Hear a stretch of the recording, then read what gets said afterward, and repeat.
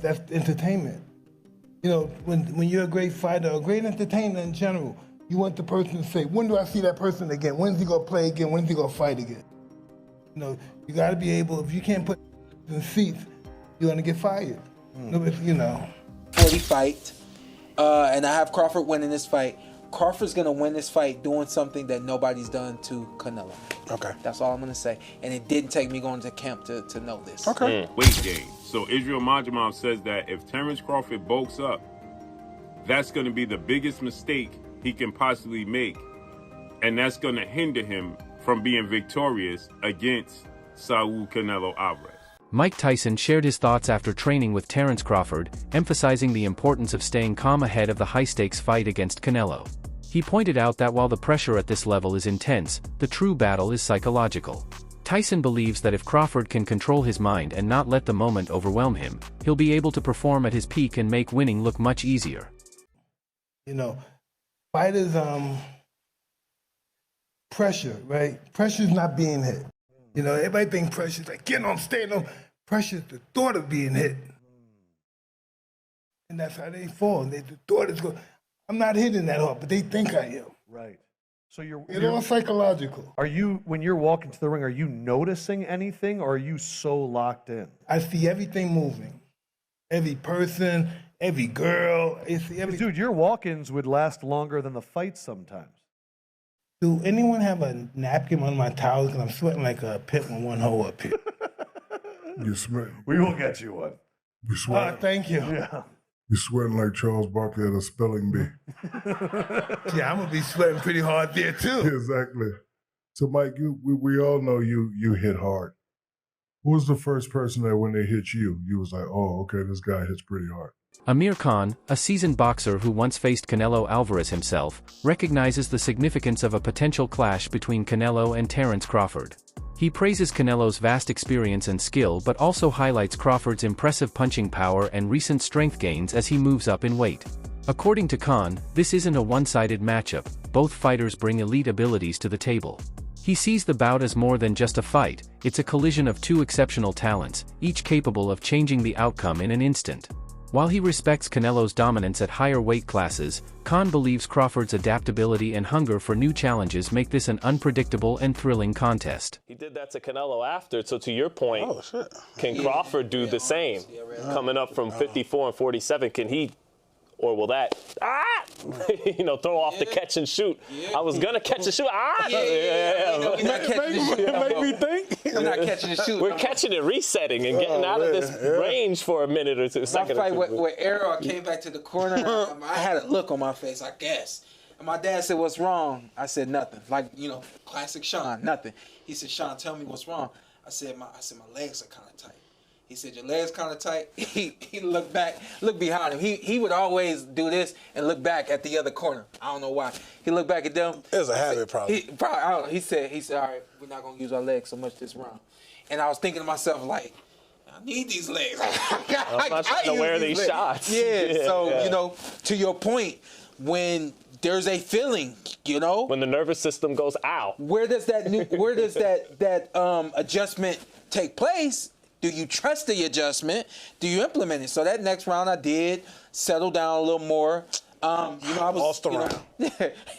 Whatever. Hello. I ain't know where around is. Chill out. He don't even know where around is. Pour this water on you. So we got some time until this fight. So we ain't gotta pour it all out at one time. We'll work our way up to this one. Try to get on big guests to lead up to the fight. Expect some more very, very big guests, and expect some very, very big things from the Puerto Rico podcast. The week of Crawford versus Canelo, Canelo versus Crawford takes place here. What is that? September 6th? 13th. I was just gonna say, I've been critical of the fight because I felt like it serves as a foreground to the Ali Act stuff. And analysts have been quick to raise concerns about Terence Crawford's age and limited experience at higher weight classes. By the time the potential fight with Canelo Alvarez happens, Crawford will be 38, an age where the effects of time can impact key attributes like speed, reflexes, and recovery. Although he moved up to 154 pounds to face Israil Madrimov, that single performance hasn't convinced everyone that he's fully prepared to take on someone as experienced in higher divisions as Canelo. While Crawford's skills remain elite, some question whether his body can still perform at peak intensity. For many, this fight represents the toughest challenge of his career, not only in terms of technique, but also in physical endurance and mental resilience given the magnitude of the event and the caliber of his opponent. Being successful, September 13th, Las Vegas, Nevada, Allegiant Stadium, when he takes on another first ballot Hall of Famer, 4-division world champion, 2-time undisputed world champion, and reigning undisputed super middleweight world champion, Mexican superstar boxer Saul Canelo Alvarez, who is 63 wins, 2 losses, 2 draws, 39 wins by way of knockout. Terence Crawford had one fight at 154. That was against Israil Madrimov, the WBA junior middleweight world champion, right? And since then, Terence Crawford has moved up now to 168 to challenge Canelo Alvarez, okay? And so prior to that, he spent 5 years at what? Welterweight. So the concern that people have for Terence Crawford, rightfully so, is that Terence Crawford will be 38 years of age 2 weeks after the fight. So he's 37, okay? Terence Crawford has one fight at 154. Prior to that, Terence Crawford has been competing, okay, since 2018 for the last 7 years at 147. Since June of 2018, he's been fighting at 147. His only fight outside of that division in the last 5 to 6 years was his fight against Israil Madrimov at 154, which he won, unanimous decision. I thought he handily won, but people thought that he struggled. Israil Madrimov is now 10 wins, 2 losses, 1 draw, 7 wins by way of knockout because he lost his last fight to Mexican superstar, WBC junior middleweight interim champion Virgil Ortiz Jr. Terence Crawford and his training team have repeatedly emphasized their focused preparation, determined to avoid the pitfalls that led to Jermall Charlo's clear loss against Canelo. Crawford is quick to point out that he's not Charlo, his style, discipline, and ring IQ set him apart. His team has crafted a game plan built around movement, precision, and smart pacing, fully aware that brute force won't be enough to beat Canelo. Instead, their strategy centers on frustrating Canelo with sharp defense and seizing opportunities through calculated counterattacks. Training camp has been intense, featuring tough conditioning and sparring sessions specifically designed to replicate Canelo's power and relentless pressure. Team Crawford just revealed that they're currently working on making sure that the Omaha native doesn't end up like Jermall Charlo this coming September 13th when he faces Canelo Alvarez. Now this report comes from Boxing Scene, wherein it was just revealed by somebody from Crawford's camp that Terence Crawford is, quote, wary of repeating the mistake that former 154-pound champion Jermall Charlo made to a new weight limit without consideration of other factors. Boxing Scene further elaborated by saying that Crawford wants to retain his ability to fight with fluidity, maximizing the effectiveness of his power punches from both hands and ability to fight from a southpaw stance. With that said, Crawford's camp is now on full lockdown from the media or any sort of distraction up until fight week. Now, it's definitely worth considering that while it's technically As Terence Crawford moves up in weight divisions, analysts have raised concerns about the natural risks that come with added bulk, namely, potential losses in speed and agility, which have long been his defining strengths. Recent photos showing a noticeably more muscular Crawford have sparked debate, though experts caution that such images can be deceptive due to angles and lighting.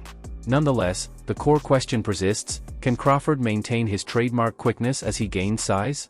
While increased muscle can enhance power, it may also compromise endurance and flexibility, making this transition a critical test in his career. The man is simply human. I mean, the more you age and the more weight you gain, of course you're going to be slower. Now, that doesn't mean that he won't be an elite fighter anymore. No, of course not. When you talk about special fighters like Terence Crawford and Canelo Alvarez, they can handle themselves against anyone on any given night in the worst circumstances possible. That is a fact, ladies and gentlemen. So let's get back into the discussion when it comes to Terence Crawford carrying the 168 division, when it comes to the 168 pound weight. So if you actually think about it, Terence Crawford, how is the man looking right now? I know, yes, I know. I know that we have seen the new pictures of Crawford with him looking absolutely massive, but I actually talked about this in one of my previous videos, ladies and gentlemen, which you can go back and check out. Terence Crawford, don't let these pictures fool you, ladies and gentlemen. Don't let these pictures fool you. Yes, of course Terence Crawford gained weight, but the pictures make it seem like Terence Crawford looks like a heavyweight. Let me tell you this, ladies and gentlemen. The lighting and the pump and the angle, everything plays a part in how you look in pictures. You know what I mean? Like, this is a fact, ladies and gentlemen. I can show you 2 pictures of me taken within 24 hours, and in one picture, my physique looks completely different than the other picture. One picture I can take after having a unbelievable workout, with a nice sweat on, with a nice pump, with some nice lighting, and a nice angle. I would look completely different than when I look right now, or getting out of bed, which I just did. Abel Sanchez, one of boxing's most respected trainers, has downplayed Crawford's chances against Canelo Alvarez, calling the potential matchup more of a sparring session than a serious fight. He believes Crawford is simply too small to pose a real threat to Canelo, whose size, strength, and experience at higher weight classes give him a clear advantage. While Sanchez acknowledges Crawford's skill and greatness, he emphasizes that in boxing, talent alone can't always overcome the physical realities of the sport.